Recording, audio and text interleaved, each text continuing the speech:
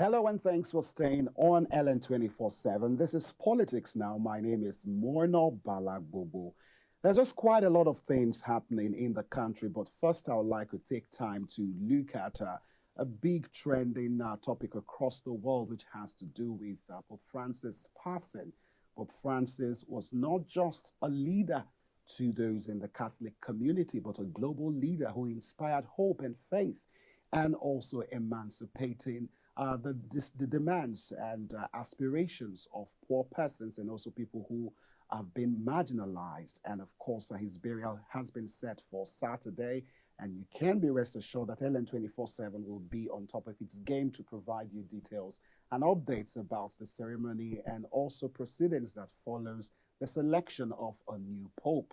Now, away from the church back to Nigeria, today we will be looking at the president's role as the leader of the nation. He's been away for 2 weeks. Now that he's back, how has Nigeria fared? I mean, the month of April is almost out of the way, and we're coming to the month of May, which marks the month when he came into power back in 2023. So this will make it 2 years of the president's administration so far. So let's take you through our talking points. First, we will be looking at tackling the rising spate of insecurity and also addressing economic hardship conundrum, which is still very key. We've seen inflation go up even after the so-called rebasing. And away from that, there's so much talk about 2027. We'll be looking at waves of defections and coalition moves against the APC. And the presidency has always come out, to counter some of the narratives out there. But should we be having those conversations right now when Nigerians are still grappling in pain? Away from that, we will try to assess calming the political tensions in Rivers State. Our talking points will focus on peace and stability, assessing the sole administrator's role and also the National Assembly's oversight, concerns over bias, and also protests and calls for Fubara's reinstatements. These and more are somewhat the talking points for our show today, and who better help us make sense of what is going on away from the politicians now, this time around talking about a public affairs analyst, and he's with us in our studio, Abraham Adagwole Agbo. He's a governance policy analyst and also a business development expert. Thank you so much for being on our show again, and happy Easter to you. Thank you very much, Mr. Balagubu. It's always a pleasure being on this particular show. Yes, and happy Easter to you as well. And also, I know you're a Catholic. Definitely. So could you just take maybe a minute to just talk about who the Pope, what the Pope means to the world and not just the Catholic Church, and what's your own personal, so to speak, description of his life so far? Yeah, thank you. Pope Francis was not just a pope or a leader of the Catholic faith. He's actually a well-recognized leader in the globe, and he was really a very good man. You could see the trend. I mean, what transpired before his death. Surprisingly, on Easter Sunday, he was there at the Mass to bless the people. And afterwards, when he went to lie down, he passed on. And the following day, the readings that we had, especially the gospel, you hear Jesus Christ talking to the women to go tell his brethren to meet him in Galilee. So the Pope actually left for Galilee to meet with our Lord Jesus Christ. He has really touched lives, and we are really going to miss him. But just like Christ prayed before he left, I'm very much assured that another individual will step into that particular shoe. We pray that the person will even maybe outlive what this particular Pope has achieved in the Catholic Church. Just like I said, it's not just maybe the leader of the Catholic Church, it's like a president of his own, the president of Rome, you understand? And you could see how all the world leaders are really coming in and sending their condolences and the rest of it. And even President Bola Ahmed Tinubu, I mean, we're about to talk about him. He also sent out his goodwill wishes to the Catholic community in Nigeria. Definitely. All right, so talking about the president, President Bola Tinubu's 2-week absence from Nigeria has sparked significant public and political debate due to its timing and escalating insecurity and economic challenges. The presidency described the trip as a 2-week working visit to appraise TINUBU'S administration's mid-term performance, assess key milestones, and engage in strategic planning ahead of his second anniversary in office. It included a high-level meeting with U.S. Department State Senior Advisor for Africa, focusing on regional security and economic development. Well, the president is back in the country. Now, there's been a whole lot of rise in insecurity in the nation. On April 2nd, at least 40 people were killed and over 1,000 persons displaced in Bokos, Plateau State. On April 7th, 51 people were killed in Bassa, Plateau State. April 8th, 13 deaths in Benue State with others injured or missing. Over 150 deaths reported overall, alongside pipeline explosions in the Niger Delta and resurgent insurgency in Borno. And in all of this, Special Advisor Bayo Onanuga repeatedly assured Nigerians that Tinubu remains fully engaged in governance, maintaining constant communication with key officials and issuing directives, particularly to security chiefs, to address the emerging threats. But people say, is that enough? The administration also emphasized that governance proceeded without interruption, but insecurity has escalated. And also, outspoken presidential spokesperson David Bwala also said that the presidency is trying to shy away from its responsibility, saying that governors should be blamed for the mounting cases of killings in nationwide, especially in recent incidences in Plateau State and also Enugu State, citing governors' poor funding of security outfits in the states, despite humongous security votes. A key question that I actually raised when I interrogated government officials in Plateau State and Benue State right here on this particular problem. Now, away from insecurity, Nigeria is grappling with a 34.19% inflation. That's the report for June 2024, which has escalated so far. And of course, issues that persist that still, is connected to the president's absence. While his trip included economic discussions with the U.S. officials, also the lack of immediate domestic action to address immediate economic hardship is also feeling public frustration, even though there's been slight reductions of petroleum by Dangote and also the NNPC refinery. Is it still affordable for the average Nigerian? Well, Tinubu's absence also provided ammunition for the opposition, like Peter Obi and Atiku Abubakar, to rally for support and also call the government sorts of names. But this could strengthen opposition narratives ahead of its future elections, particularly if insecurity persists. So let's take a look at one of the rep of the Obedient movement who spoke about, the reality. He calls it the grime reality of Nigeria on that Tinubu. Let's take a look at this and we'll come down to get straight into the conversation with our guest. Back in those years and what happened this year, facts to be told, there is anger in the land, there is hunger in the land, there is aggravation in the land. People are being held in total disdain. Nobody even cares about their welfare. As we speak, the President of the Federal Republic of Nigeria is not even in the country to even celebrate with his people. So that shows you the difference as regard to the way in which this country is being governed.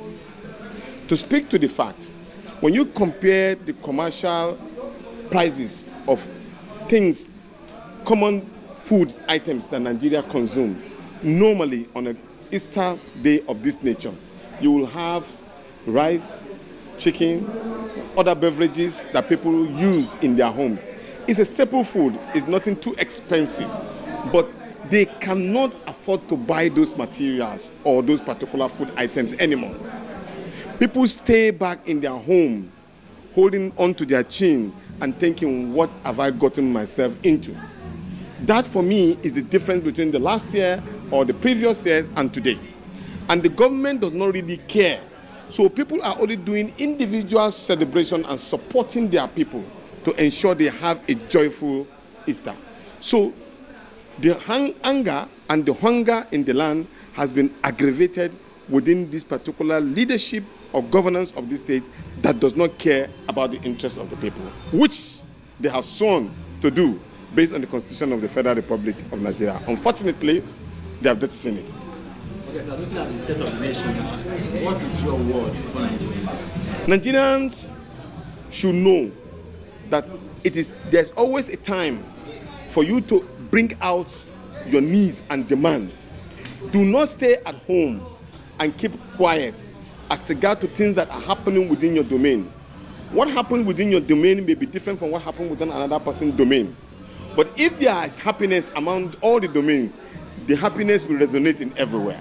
So also is sadness. So at the point in which sadness comes and nobody cares about you, you have the fundamental right to raise your voice on this particular matter. And once you raise your voice, it is for the people who are in position of power to take a cue and make corrections so that the people that they pledge to lead will be happy with the governance in which they promise the people. Now, when we talk about opposition, it's not just within PDP or Labour Party or NNPP.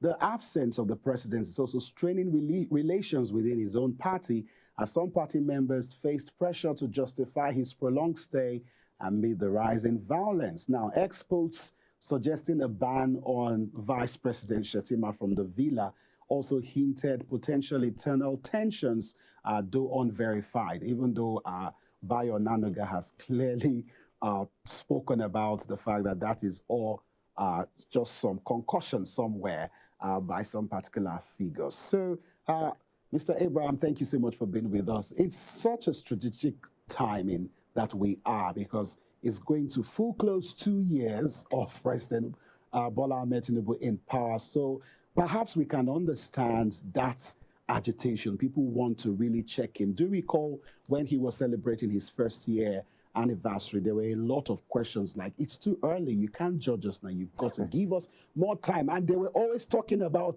be patient. Even up till now, we're still hearing that rhetoric. So when you look at some of the key issues that I just outlined here, let's have your overview of your thoughts so far. Starting from the president's 2 weeks absence and then his return, he's about to summon a security meeting with the chiefs from what we've gathered so far. Yeah, I think, you see, each time the presidency comes out to talk to the people, I always do not see the sincerity in what is being fed generally. You said the president is going on a 2 weeks leave abroad, and coincidentally, when he was leaving for this particular country, France, the president of France was also jetting out to Egypt. So, and I kept wondering, what sort of working leave is this? They said to assess what he has done, and, you know, but one wonders, can that be done in the country? So, you know, and even before you left your country, we've been facing a lot of insecurities and a lot of ups and downs, whether you like it or not.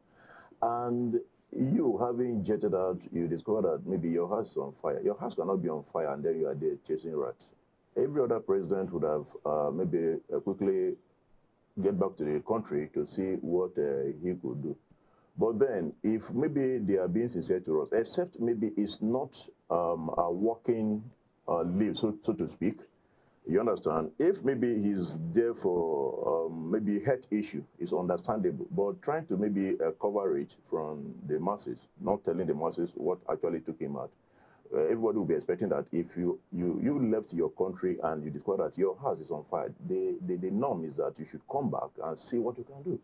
Now, the rhetoric from the presidency spokesperson is that, I mean, there is architecture, there is a laid down governance organogram that should work, you know, for the president in the light of these challenges. What do you say to tackle that? Because Nigerians are not buying that. Good. If you are talking about organogram, after the president, I think the next person on the organogram should be the vice president, whom ordinarily you should have been handed over power to.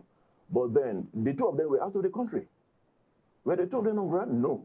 And it cannot be the same thing when the head that should be on the throne or on seat is not there. It's not going to be the same because whether you like it or not, the president is the one that is saddled with the responsibility of championing the institutions in the country.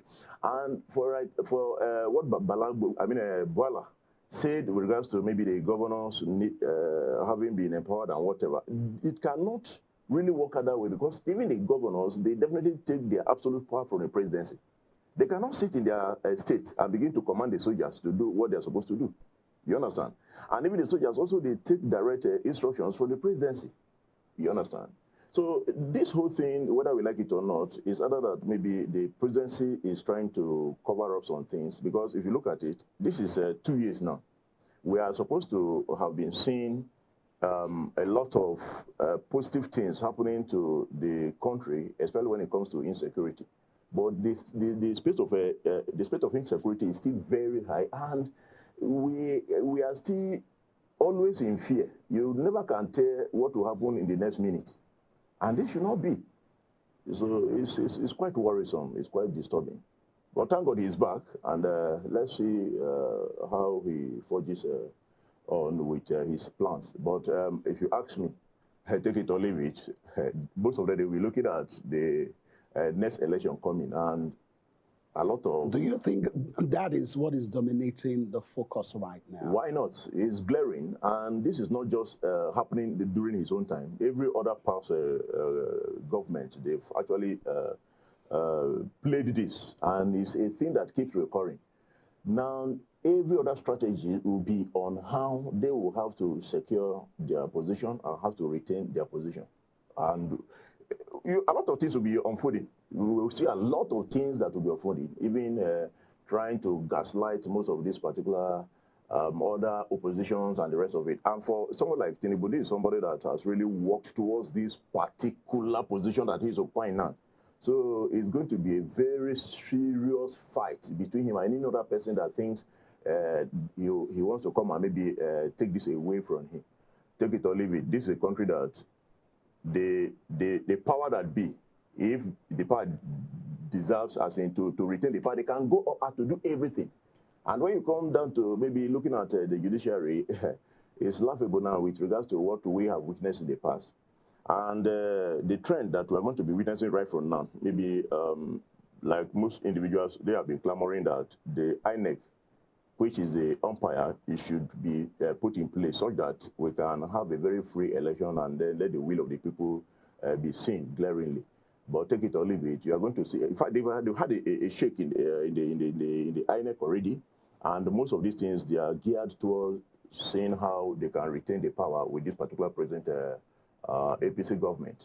So it's going to be a far cry when anybody is thinking that. Okay.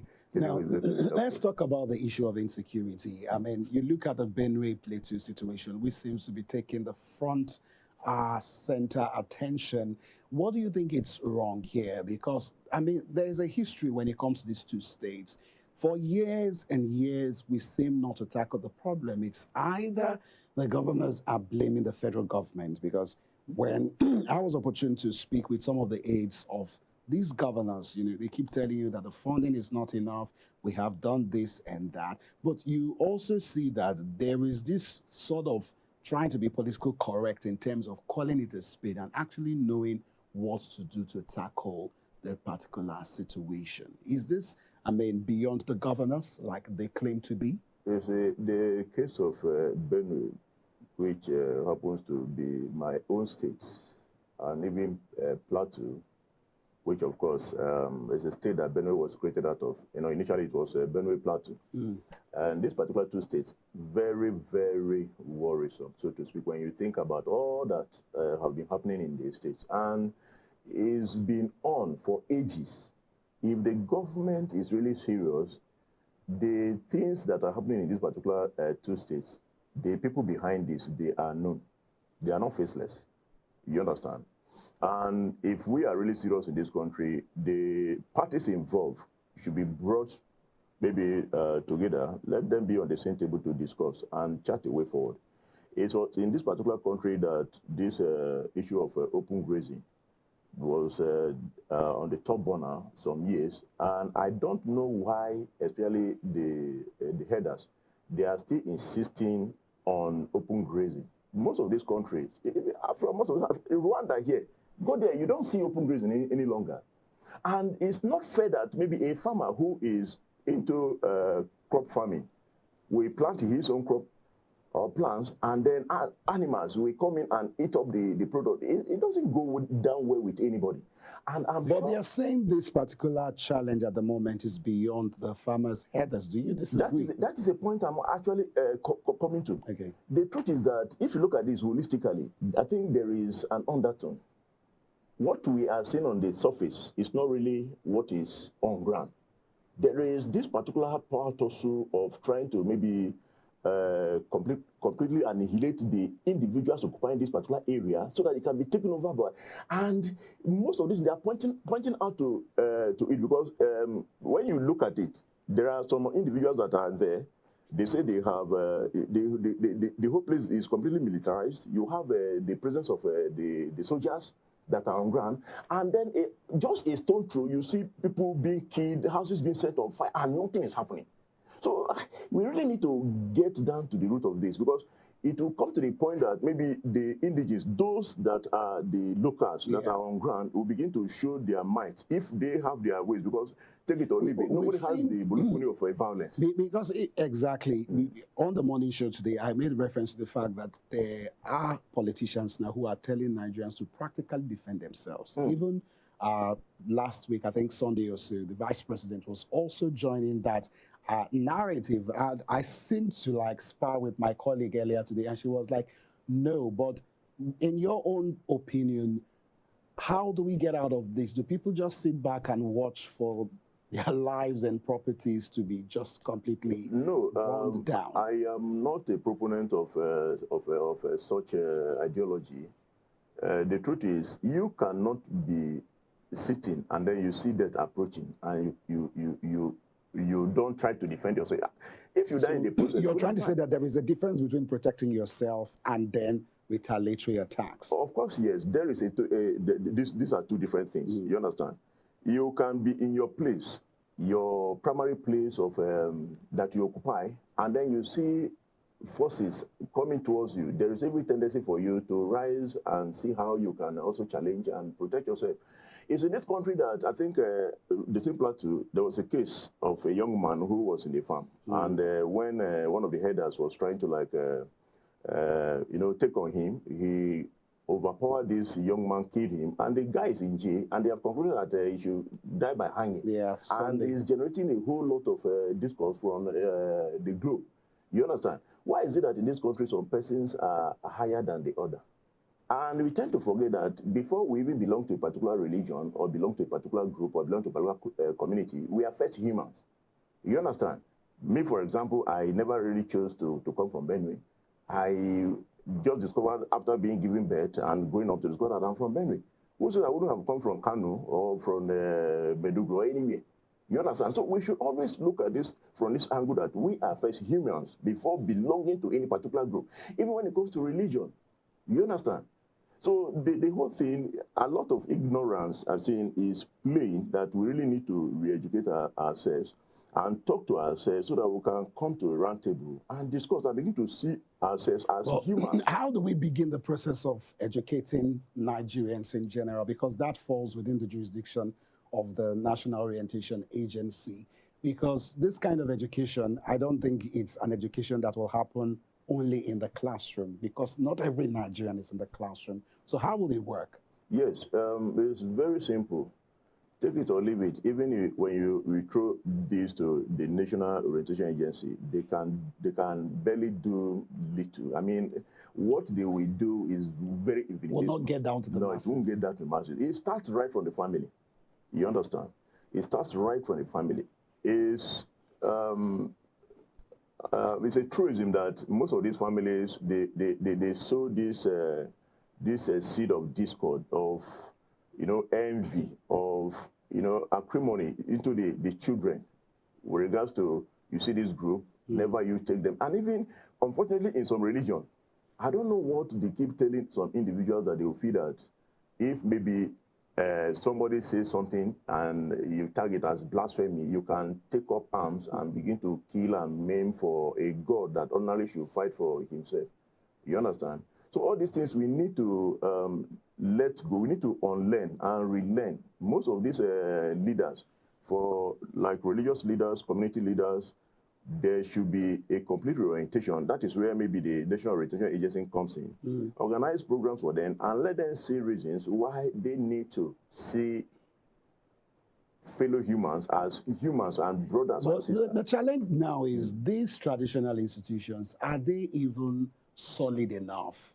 Because there are some people who feel that they've been clamped down on. You look at local government system, you look at traditional rulers, all under the beck and control of the governors, even despite the Supreme Court's ruling. Yeah, that is not completely true, so to speak, because whether you like it or not, there are some of these areas whereby the individuals, they look up to their community leaders. And even in the local government that we're talking about, before now, there are power that be when it comes to the individuals that are championing the cause of things in this particular area. And if these individuals, they are maybe oriented in such a way that they can be very open to the subjects, they will listen to them. There is no particular area you go to in this country that you don't have people looking up to some particular individuals up there.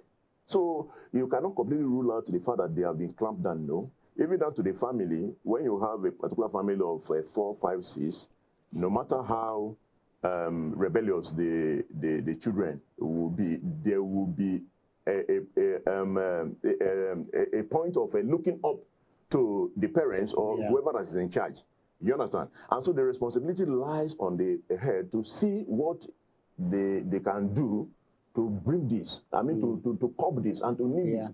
And it will start from speaking to their consciences, you understand? And also living out the life, the life that you are preaching. Let them begin to act. Let them begin to see the actions, not just by words. You understand? So we have a whole long way to go, but I think with constant deliberations and putting our heads together, we'll overcome this. Now, you just made something that struck something in my mind. Do you think that the president and his security team are using a federal apparatus to solve a problem that should be solved by local apparatus? Because now he's having this meeting with security chiefs, and some of these challenges are within the locality. So is there a misplaced priority? Because when the governors are asking for support, do you think they are really clear in the kind of support that they need? Because the last conversation I had with Mr. Tesu, one of the aides of Governor Aliyah, he made mention of the fact that, like the chart I saw from my findings, over 200 million every month for security votes. So by the time you do the calculation for 12 months, that turns out into almost 3 billion every year. Are those monies not enough to get equipment? If we're being honest, I'm just looking at your own assessment. Do you think these governors are pretty clear from what they need from the federal government? You see, when it comes to the governors taking responsibilities of their respective states, some of us have been proponents of them being given the leeway of having their own state police and the rest of it. Even down to the communities, we know these individuals that are residents in this particular environment, they know more than whatever troop that the federal government will want to send, whatever. You understand? Even by the time they even come from Abuja to come and help out, they will rely on these particular individuals who are on ground, who know the terrain very well to help them to achieve whatever they need to achieve. And if you look at the workforce generally, the whole thing cannot be left for the federal government or the military from the headquarters, so to speak, because they will be completely overwhelmed. What is the workforce? How many are there in this particular military that we're talking about, that everything will have to be left for them? And when you look at the individual governors, when it comes to security, I keep telling people that, look, security votes, no matter how you want to present it, is actually money for these governors to pocket. Because security Which is the same allegation. Yes, the security vote has no receipt. You cannot say. Are they honest in really being transparent? That is where the funds. It boils down to these particular governors to be sincere about the security, about the lives that they're in charge. When you are getting This humongous amount every month, and they keep seeing spate of insecurity, killing and maiming. It does not really go away. And you know, you cannot bring them to book to say, okay, can you give account of what you have spent? They can never defend that. And even the way it is as at the moment, nobody can take them to court or hold them to ransom with regards to maybe not giving proper account of this particular vote that they have been giving. Because one, if you don't have insecurity in a particular state, they can tell you, yes, they have utilized the money very well. That is why you have not had any particular insurgency or killing or maiming or whatever.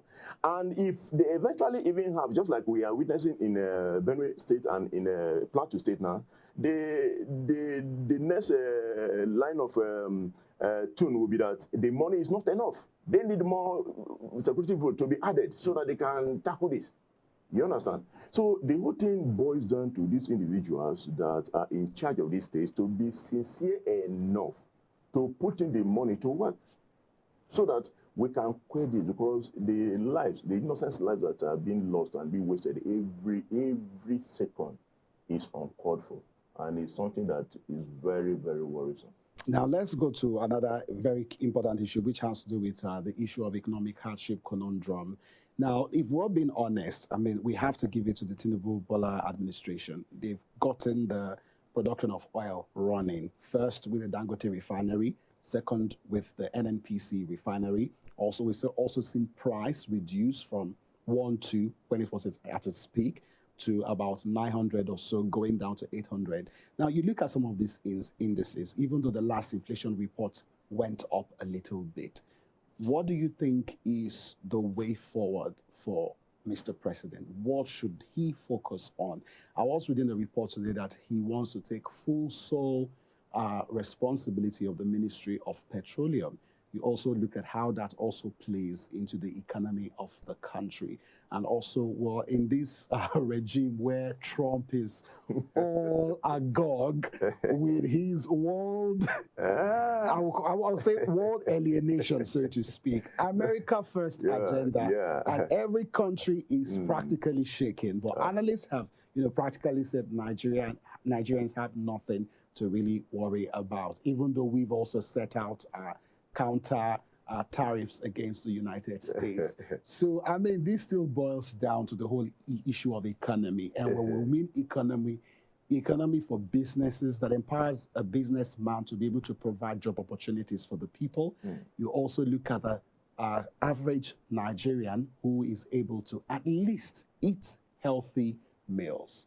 What are your thoughts when you look at the developments around the economies? You see, looking at the economic conundrum, as you just put it, one, I want to start from Trump. I think that guy is doing a great thing, honestly. We have so much relied on the foreign, assistance in years that we never really take into consideration the might of what Africa really has. Look at what this young man, Ibrahim Traore, is doing in his country. And if you come down to Nigeria, honestly, if we have that particular mentality of seeing to doing things on our own, we will definitely go more than what we have achieved so far. And I want to look at it from that particular angle that, look, whether we like it or not, it's going to be, for a moment, we'll definitely get it right. Because if there is one thing that hunger, that negative situation does to an individual, is to trigger the brain to begin to see where to make ways, where there seems not to be way. You understand? So on that, I know we are definitely going to get that right. But coming down to the TINUBU'S government, ideally, if you look at it from the angle of what is being churned out, I want to give it to the government that they are trying, so to speak. But then, on the Dangote issue, Dangote is a businessman and it's a private entity, so to speak. So the government cannot be using that as maybe a win point of what they have achieved. Because if you look at well, some would say a conducive environment for that to thrive. A conducive But environment. that's anyway a fallout of Buhari's we were all here administration. that we saw all the back and forth that happened between the NNPC and Dangote. And even the competition is there, but I think it's good for us. And if you look at it again from the angle of this, what do you call it? You know, most of these vehicles now, they are going for conversion such that it can be using gas instead of the petroleum, CNG. you know, CNG. Yes. And if we are able to get that right, I'm sure it's really going to turn around the economy with regards to transportation, because most of these things that you see that their prices are skyrocketing, it's the genesis is from transportation. You understand? So by the time they have this particular produce, and these businessmen, when they move their goods from one point to the other, they will impute all this into the cost, the pricing of this particular product. And so if we get that right, good and fine. But I as an individual, I am not really that satisfied with the way things are still going when it comes to the price of fuel. You understand? We are still buying fuel about 1,000 naira. And this shouldn't be. So if maybe the president is trying to say that he wants to weigh the land, is he just realizing he's still the minister of petroleum, or has he appointed another minister? He still is. He's still the minister. So whatever he needs to do, the earlier the better, so that we can, you know, have a sigh of relief to some extent. Yeah. Now, you also look at the issue of cutting costs of governance. There were a lot of promises, you know, when you look through some of his manifestos, a lot of things that have not really fully come into fruition. You look at this agitation. You know, we've had several protests, and even recently also the Take It Back movement also came out en masse to protest. And this time around now, beyond security, beyond economy, you're also seeing this concern for, you know, this, what a democracy administration should look like. When you look at some of the decisions the president has taken, do you think that he has compromised on democratic principles? It's all rhetoric. It's all rhetoric, because if you look at the convoy of the president even today, nothing has reduced. The vehicles, the running of the governments, the trips, all these journeys that are being made, there is nothing that shows that the government is trying to cut costs. And if anybody is thinking that it's going to happen soon, they are just joking. Nothing will happen. You understand? It's in this particular country that we are that leaders will come out to say one thing, and they will glaringly do another thing without consequences, and nothing will happen. All we need to do is to see that maybe we put the system in place such that when you're supposed to do A and you do B, you face the consequence or the consequences. You understand? So when the government is sincere enough, we will definitely see it, because we are going to feel it. It's not something that you need to be talking and be speaking English about it. It will be felt by everybody. So it's all rhetoric. All right, we'll take a quick break, and when we come back, still talking about the issue of democracy and all that is going on in Rivers State. We will take our time to also look at what's happening along that line, but this time around in Rivers State. We'll be right back. Please stay with us. Ellen 24/7 is first of all a news station. Well, we continue with updates from the just concluded governorship in the Southeast has raised questions if INEC will be able to conduct elections. With a core team of over 40 correspondents spread across Nigeria. Nigeria is set to take its place. The unions of aviation workers are out here protesting. And affiliates in Africa, Europe, America, and Asia. We give you news as it breaks from the perspective you can trust. Ellen 24/7 News, where the story goes, we go.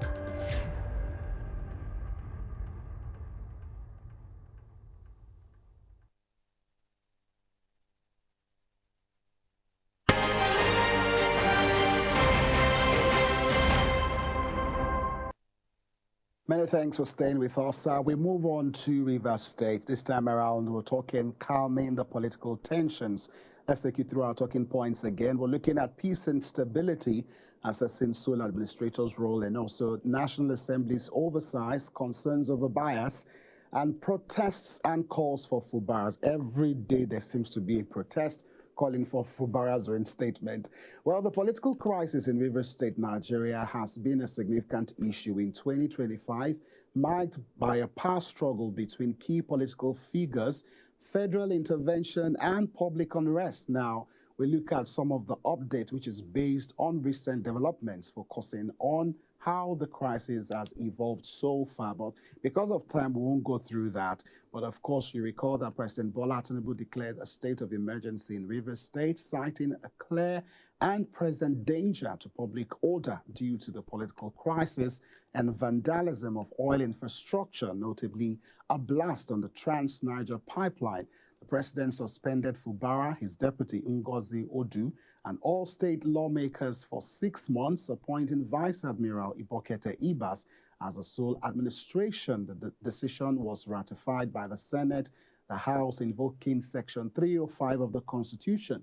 Meanwhile, the suspended governor still maintains Rivers is safe and secure and peaceful, urging for calm, framing the crisis as a test that will strengthen the state, also emphasizing non-violence and respect for authority. And meanwhile, hundreds of supporters of the suspended governor have taken to the streets, and on Tuesday, this time around, demanding his reinstatement. Of course, they were clad in black, carrying placards with inscriptions such as, "Together we stand for Governor Sim Fubara. We want our governor. We all voted for Governor Fubara. He is the pride of the people." And this is just something we've been saying time and time again. But it's so unfortunate that the men seem to be left out, because the women are doing more of the protesting. And of course, also do recall that representatives launched a high-level inquiry inviting the sole administrator Ibas for a session on April 17 to assess governance, but that was postponed. And the House rejected the Federal Executive Council oversight of Ibas, a certain National Assembly authority. And of course, the crisis is also reigniting Niger Delta militancy, with former militants aligning with either Fubara or Wike, also raising fears of escalated violence. And also the Trans-Niger Delta blast, attributing to sabotage, underscores the risks to oil infrastructure, which accounts for 90% of Nigeria's foreign exchange. So in essence, Rivers State is very important when it comes to the conversation about Nigeria. Our guest is still with us, Abraham Agbo. Thank you so much for being with us. I mean, I don't know if let's go back to that media parley that the FCT minister, had. I mean, he talked about the fact that Fubara should worship the president because he planned actually that he was going to have him suspended. So when you see, a sitting appointee of the administration make such kind of comments, is that not an indictment for this government?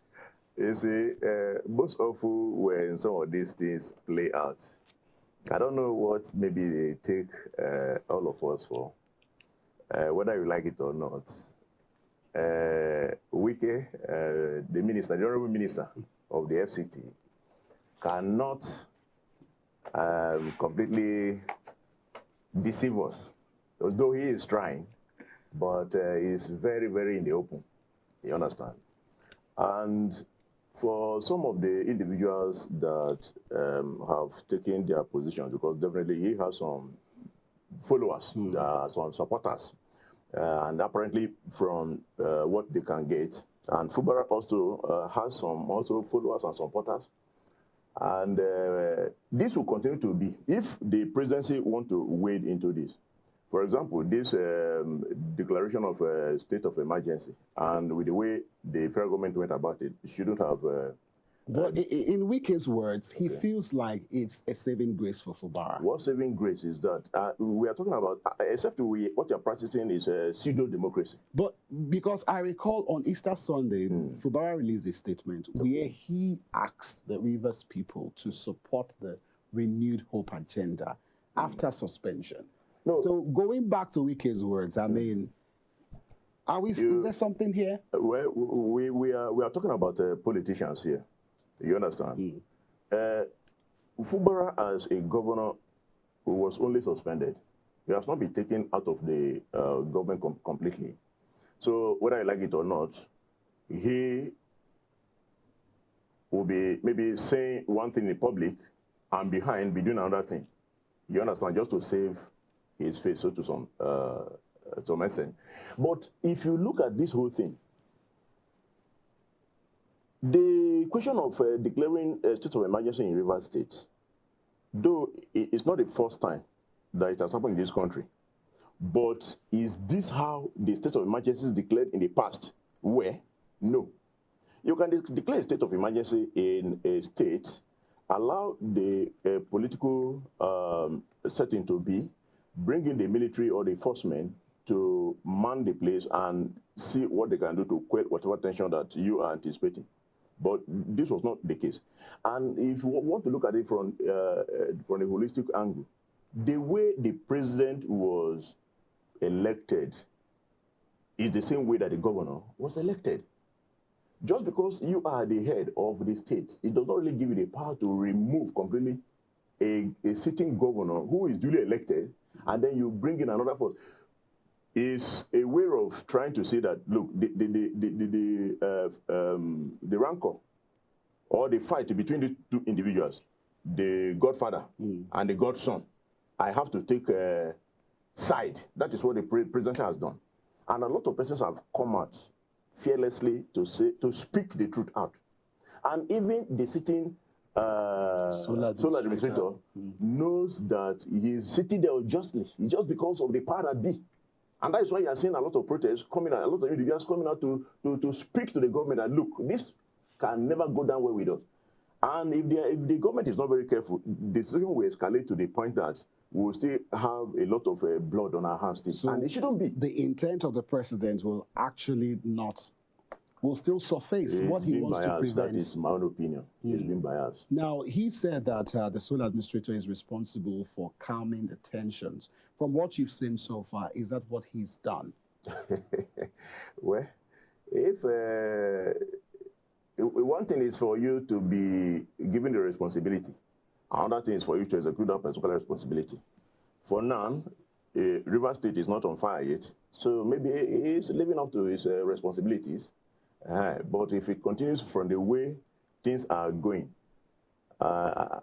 if the federal government does not maybe retrace its step to see what they can do differently, it may come to the point of where all of us will be regretting. You understand? But for now, things are still moving on. Now, there's so much emphasis on the governor, forgetting the fact that there is a role of the State House of Assembly. Good. What is your own take here? Because there should also be concerns about that too. You see, whether you like it or not, the State House of Assembly can do little or nothing completely, because the majority are on the other side of what is the genesis of this particular problem that is in River State. And let us not forget the fact that just like the governor and the deputy are on suspension, the state government is also on suspension. You understand? And to the majority of them, I think they are even happy that, yes, maybe their faction seems to be the one having the upper hand. You understand?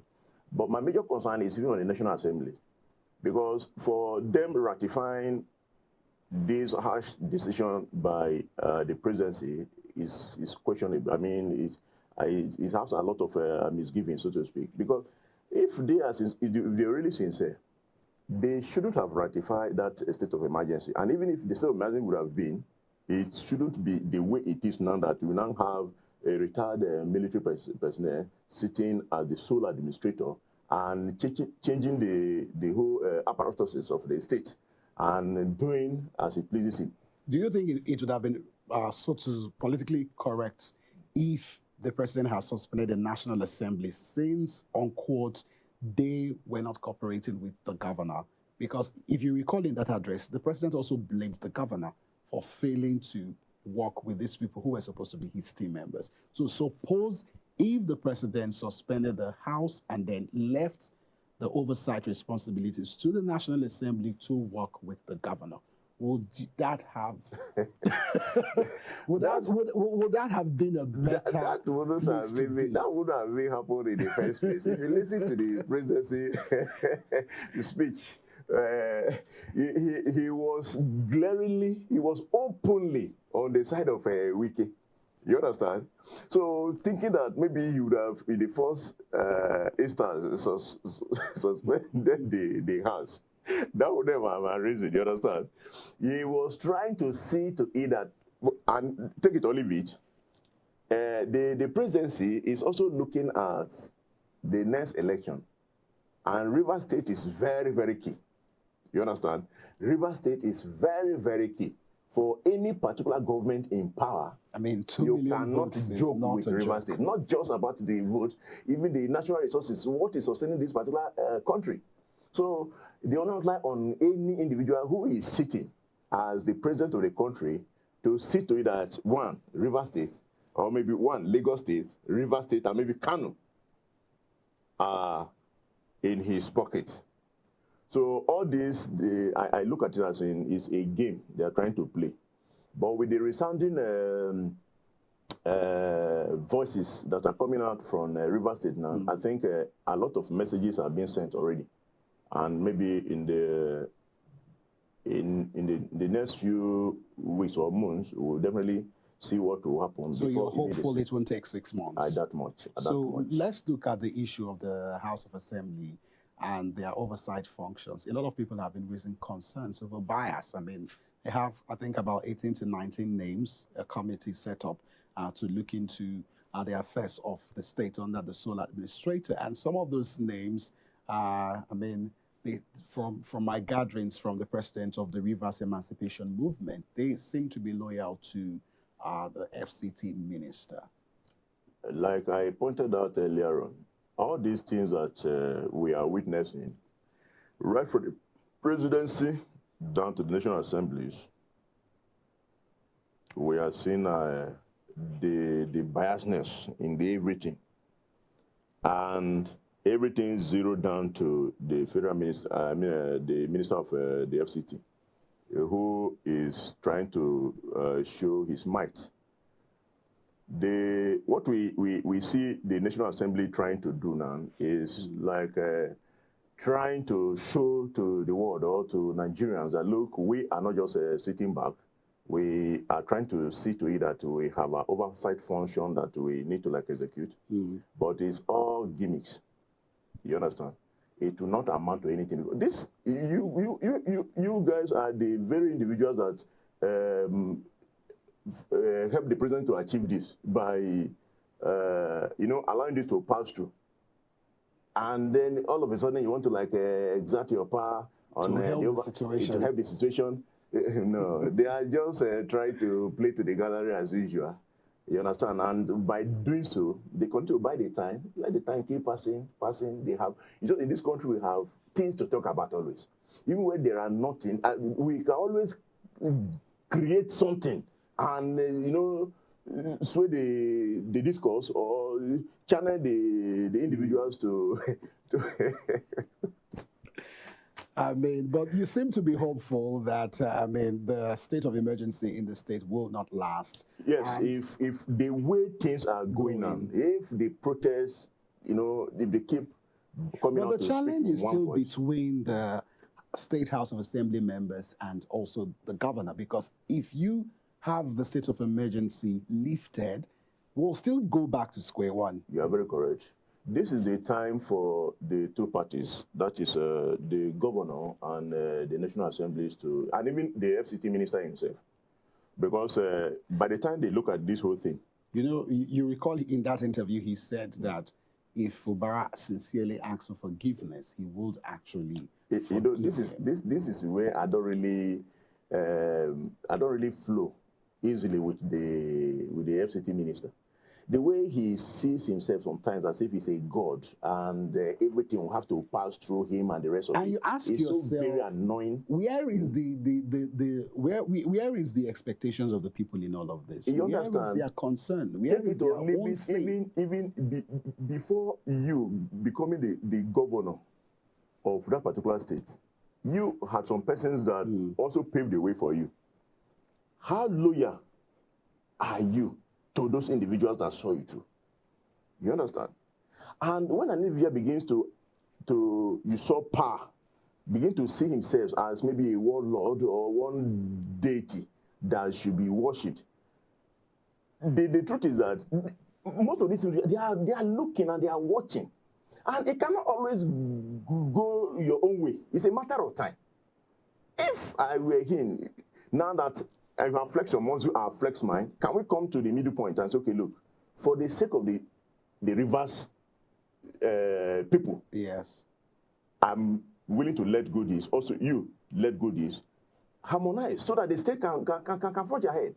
And not just this show of power and might. After all, we thought that they are trying to even acquire. Where are they taking these things to? Most of the times, I see individuals doing things as if they have their breath, they have their life in their palm, that they can say, look, I am going to stay for the next 20, 30, 40 years, and so I can do and undo. Let's be human. Let's know that this power, all this, they are transient. Before you know, you fade away. Another individuals will come up. It's just the reality of life. Now, Mr. Abraham, before we go, I wanted to take you back out to the first topic, the issue of coalition. Okay. I mean, you see the body language of these opposition governors, so to speak.